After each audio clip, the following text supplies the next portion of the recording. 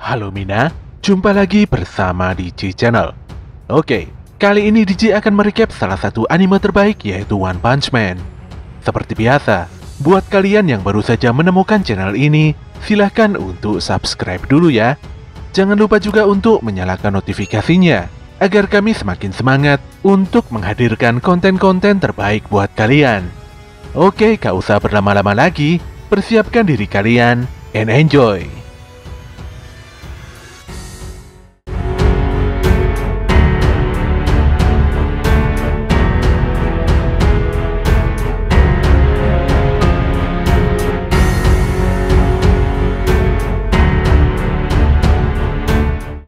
Pada suatu siang yang damai, tiba-tiba muncul sebuah ledakan besar di pusat kota A. Di balik ledakan tersebut, muncul sosok monster yang menyerupai sosok Piccolo, namun berwarna ungu. Monster yang diketahui bernama Vaccine Man ini lantas terbang dan menghancurkan seluruh bangunan kota dengan kekuatan supernya. Pusat asosiasi hero pun kebingungan, apalagi beberapa hero telah dikalahkan dengan telak oleh Vaccine Man. Dampak kerusakan yang ditimbulkan oleh Vaccine Man sungguh tidak main-main. Di sisi lain, nampak seorang pria botak berjubah putih yang mulai bergerak dari persembunyiannya. Dengan kecepatan tinggi, dia menyelamatkan seorang gadis dari cengkraman Vaccine Man.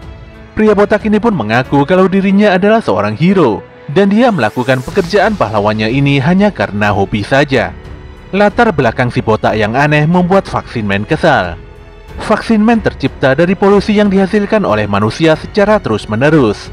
Perbuatan buruk manusia membuat Vaccine Man sangat marah dan berubah menjadi sosok monster besar yang sangat mengerikan. Dia berencana memusnahkan semua manusia karena manusia tersebut telah mengotori seluruh bumi. Namun saat akan menyerang, Vaccine Man langsung tewas begitu saja setelah menerima satu pukulan dari si botak. Melihat musuhnya kalah dalam sekali pukulan, justru membuat si botak sangat tidak senang. Dia benar-benar sangat kesal dan depresi. Scene pun kembali 3 tahun yang lalu, di mana pria botak sebelumnya masih memiliki rambut. Pria yang bernama Saitama ini nampak diam dan pasrah di hadapan monster kepiting. Dia adalah pengangguran, yang hingga saat ini masih berusaha mencari lowongan kerja. Sayangnya setelah ada panggilan dia malah gagal total. Hal ini pun membuatnya jadi tidak peduli pada dirinya sendiri. Apalagi di hadapannya ada monster yang siap mencabut nyawanya. Untungnya si kepiting mengabaikannya, karena Saitama memiliki tatapan mata kosong seperti si monster. Si kepiting pun berlalu, karena dia sedang sibuk mencari target yang lainnya, yaitu seorang bocah dengan dagu terbelah. Jika bertemu bocah tersebut, si kepiting bakal membantainya habis-habisan. Sesaat kemudian, Saitama malah bertemu dengan bocah dagu terbelah di sebuah taman bermain. Dia pun terkejut mendengar pengakuan lugu si bocah, di mana perbuatannya sangat jelas membuat si kepiting marah besar. Saitama akhirnya memilih pergi, karena menganggap masalah ini bukanlah urusannya. Tanpa diduga, monster kepiting datang dan langsung menyerang si bocah. Parahnya lagi, Saitama malah menyelamatkan bocah tersebut dan memintanya untuk segera melarikan diri. Sontak saja monster kepiting langsung menghempaskan Saitama. Namun Saitama tidak menyerah. Dia kembali bangkit dan melempar si kepiting dengan batu. Dia tidak akan membiarkan bocah tersebut terbunuh di depan matanya. Sambil melepas jasnya, Saitama mengungkapkan cita-citanya, di mana dia ingin menjadi hero yang mampu mengalahkan semua penjahat dengan satu pukulan. Si kepiting lantas menghajar Saitama dengan brutal. Namun saat dia melepaskan serangan capitnya, saat itu juga Saitama menghindar, sekaligus mengunci mata kanan si kepiting hingga organ dalamnya keluar semua. Alhasil, si kepiting pun dikalahkan dengan begitu telak. Kembali ke masa kini, di mana Saitama selalu berlatih keras hingga kepalanya botak. Tiba-tiba saja saat itu muncul raksasa yang menghancurkan Indomaret tempat Saitama berbelanja. Hanya dengan sekali hempasan tangan, si raksasa mampu menghancurkan banyak bangunan di kota D. Sesaat kemudian, si raksasa dan saudaranya berencana untuk menghancurkan kota sebelah, yaitu kota B.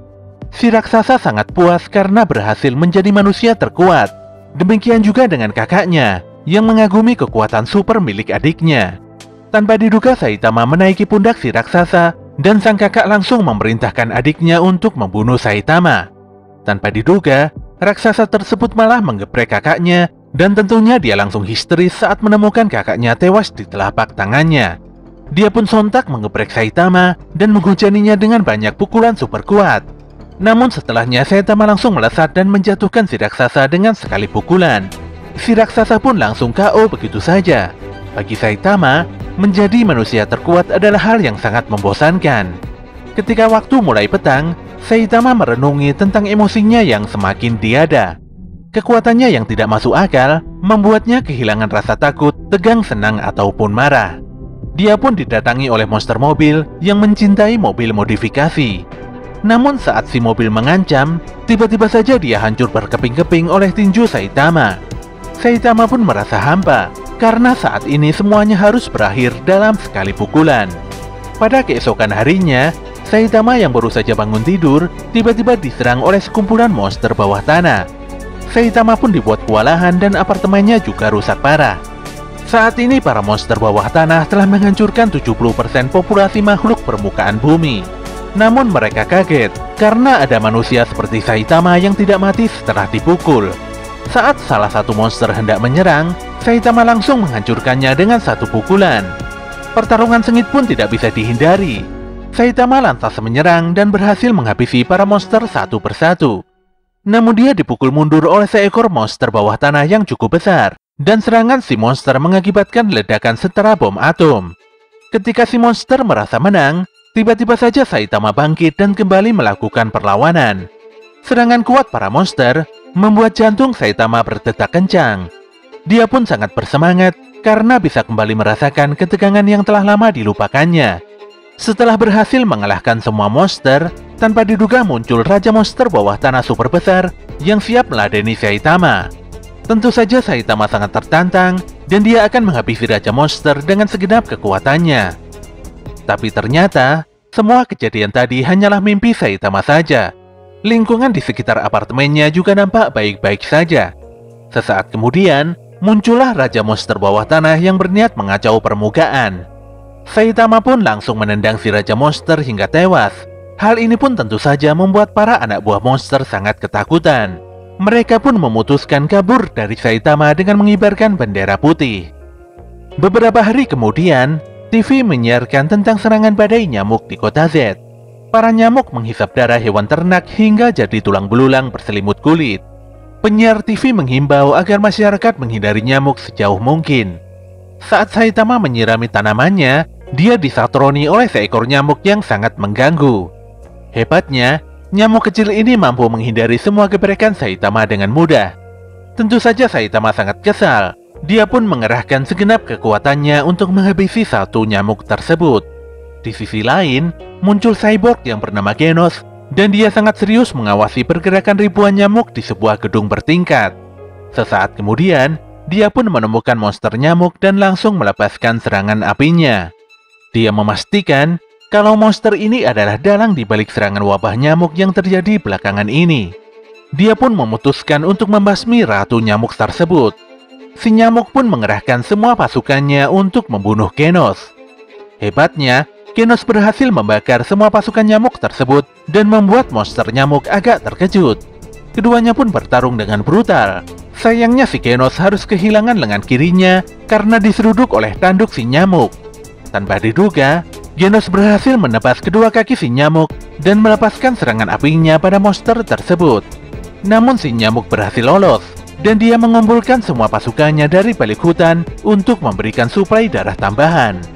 Ketika Genos hendak meledakkan si nyamuk, tanpa diduga Saitama yang sangat kesal berlari ke arahnya. Saitama masih berusaha menghabisi satu nyamuk yang mengganggunya sedari tadi dengan baygon. Saat itulah monster nyamuk mengerahkan pasukan besarnya untuk menghabisi Genos. Genos pun meledakkan pasukan nyamuk tersebut dengan brutal, hingga serangannya membumi hanguskan lingkungan di sekitarnya. Dia pun sangat kaget ketika melihat Saitama baik-baik saja, walau pakaiannya terbakar tidak tersisa. Si nyamuk yang sudah berevolusi lantas membantai Genos hingga tubuh cyborgnya hancur berantakan. Dia pun berencana meledakkan dirinya sendiri sebagai bentuk pertahanan terakhirnya. Tanpa diduga, Saitama langsung mengeprek si nyamuk hingga monster tersebut tewas seketika. Genos pun sangat terkejut dengan kekuatan Saitama. Dengan serius, dia memohon pada Saitama untuk dijadikan muridnya. Setelah memperbaiki kerusakan tubuhnya, Genos bertandang ke apartemen Saitama. Saitama pun agak risih karena Genos selalu bertanya tentang kekuatan besarnya. Dia pun bercerita tentang asal-usulnya hingga memiliki tubuh cyborg seperti sekarang. Dia juga sedang mengejar cyborg gila yang merenggut semua nyawa keluarganya. Genos pun terus bercerita panjang lebar hingga membuat Saitama benar-benar kesal. Singkatnya, Genos menginginkan agar Saitama mengajarinya cara untuk menjadi lebih kuat. Tanpa diduga, muncul seekor monster belalang sembah yang menghancurkan apartemen Saitama. Tentu saja Saitama langsung membunuhnya dengan satu pukulan. Genos pun kaget ketika menemukan Saitama telah membantai dua monster di luar apartemennya dengan begitu cepat. Namun Saitama dijebloskan ke dalam tanah oleh monster tikus tanah.